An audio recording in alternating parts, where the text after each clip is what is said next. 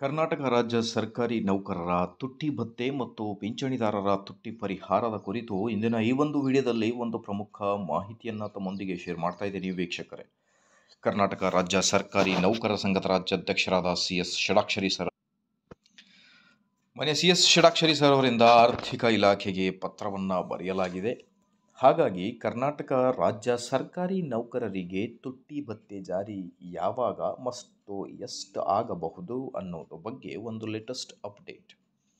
ಕೇಂದ್ರ ಸರ್ಕಾರಿ ನೌಕರರಿಗೆ 2% ತುಟ್ಟಿ ಭತ್ಯೆ ಅನುಮೋದನೆಯಾಗಿದೆ. ಡಿಸೆಂಬರ್ ತಿಂಗಳ AICPI ಸೂಚ್ಯಾಂಕದ ಪ್ರಕಾರ ಆ ಒಂದು ಆಧಾರದ ಮೇಲೆ ತುಟ್ಟಿ ಭತ್ಯೆಯನ್ನು ಫೈನಲ್ ಮಾಡಲಾಗಿದೆ. 2% ಅನುಮೋದನೆ ನೀಡಲಾಗಿದೆ.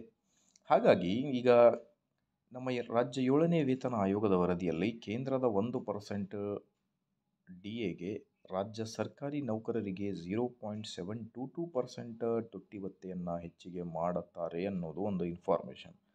ಆ ಒಂದು ಲೆಕ್ಕದ ಪ್ರಕಾರ 1.4% DA ಹೆಚ್ಚಾಗಬಹುದಾ ಅನ್ನೋದೇ ಒಂದು ಪ್ರಶ್ನೆ ಆಗಿರುತ್ತೆ ವೀಕ್ಷಕರೇ.